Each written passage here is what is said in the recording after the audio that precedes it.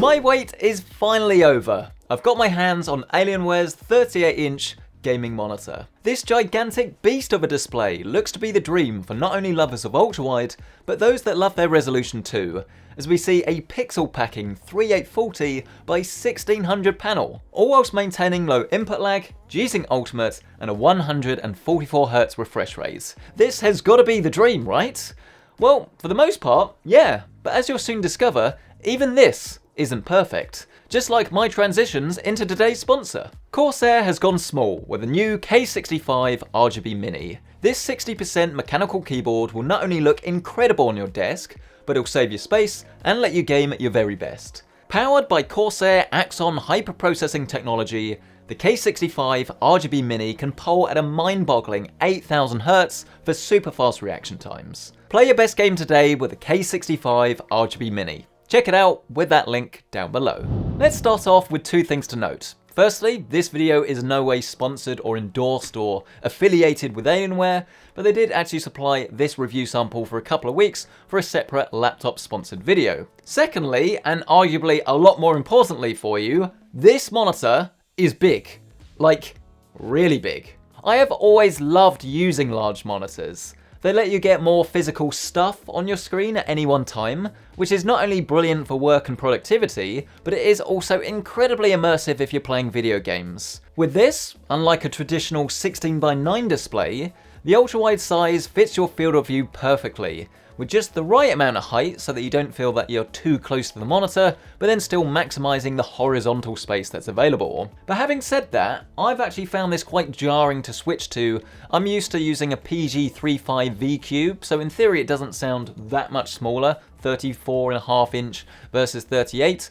But in practice, you're not only going to need a very big desk to fit this in, but it's sort of on that limit for what's comfortable. It's a lot of empty space to fill if you're reading a web page, for instance. And in video games with a lot of user interface, so something like Civilization 6 or Surviving Mars I'm playing at the moment, I noticed that it does actually take quite a conscious effort to move my eyes from one corner to the other. It's certainly not a deal breaker though. I think it will just take you a while to actually properly get used to it. Especially if you're coming from something quite small, it will be quite the shock to the system when you put this on your desk, but I was using an LG UC99 for a good couple of years. It was exactly the same size and form factor as this, and I really missed it when I moved away. So it's just about finding something that works for you, really. The main reason that you'd buy this monitor specifically is for its gaming features. Now, 144Hz may not sound like a headline specification these days, but on a panel this big and this sharp, it doesn't really have many competitors. The main rival would be from LG, and this actually uses the same panel as that monitor.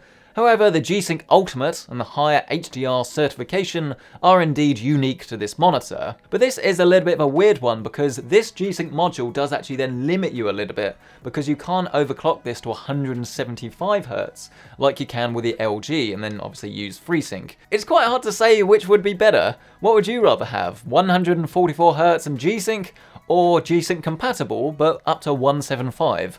Let me know down in that comment section below. But enough of those boring tech specs. Let's talk about the thing that matters, the experience. And for all but a couple of elements, it is big praise for a big monitor. The combination of super sharp visuals with so much physical screen just works wonders for gaming. And if you are playing anything with proper ultra-wide support, you are going to adore this. I've been playing a fair old wad of Apex Legends and Surviving Mars on this, and I've loved the gameplay on both. I'm sorry to report that I didn't win the first game of Apex that I played.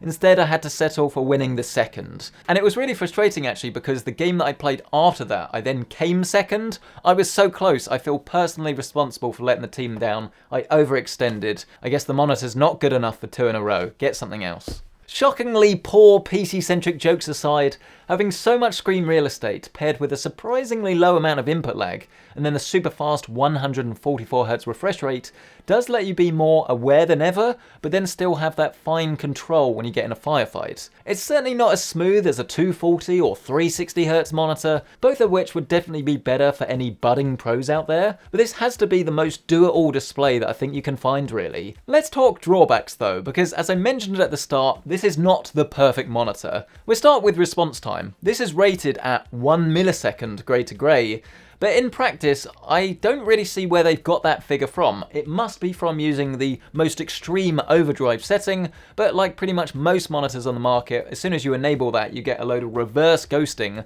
that's worse than the ghosting you got at the slower speed, so it's pretty much pointless. Using my preferred overdrive setting, which is right in the middle, there's definitely a bit of noticeable blur when you're moving text windows around, and if you fire up Test UFO, you can definitely see this in person. But to be honest, for a 144Hz IPS panel, it is pretty good. There's nothing that would stop me giving this a recommendation. Something that might, however, is the blessing in disguise, the resolution of the monitor. It's fantastic if you can use it, not so good if you can't. 3840 by 1600 is essentially a 4K monitor with the head and tail chopped off.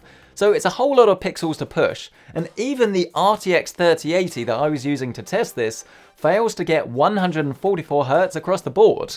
In fact, Apex Legends actually saw lows in the high 80s, and anything super intensive like Cyberpunk, you know is going to struggle big time.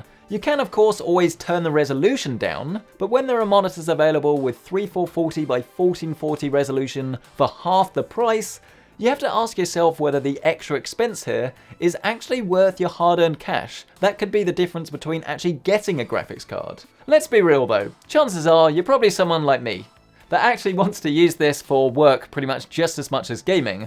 And after all, this is pretty muit designed to be the dream do-it-all display, so I would say work is just as important as gaming really. And this is absolutely the real strength and selling point for me, as it just fits my personal workflow perfectly. There is plenty of room for multitasking, lots of screen real estate for video editing and photography, in addition to great color accuracy and reproduction, thanks to the IPS panel. It needed a little bit of proper calibration, but with 100% of sRGB and 93% of DCI-P3, this will fit into any prosumer workspace without real issue. Uniformity isn't too bad either. You will get some IPS glow and haloing, but nothing that's a deal breaker for normal use in good lighting.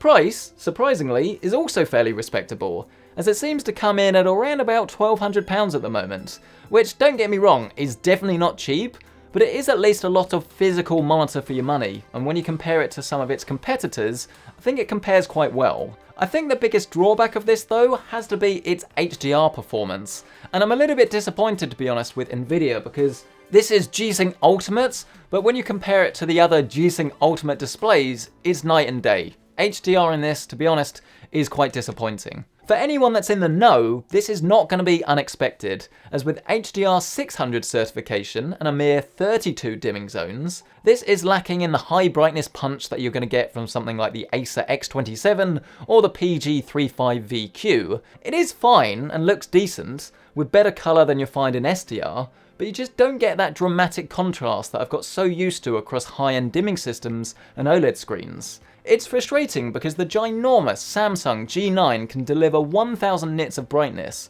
so even with fewer dimming zones, it manages to be more of a showpiece rather than just a forgettable feature. How important is this? Probably not huge, but when you think you're going to be using this monitor for what, between 5 and 10 years, it's a feature that's not going to get worse over time, but there's more and more games coming out that have HDR support, so you're going to be missing out on more as time progresses. It's a little bit weird at the moment because we're in this slightly awkward phase where we've got different flagship monitors coming in with specs of 360Hz, 2000 nits of peak brightness, and soon mini LED. The Alienware, meanwhile, doesn't have any of these headline-grabbing specifications.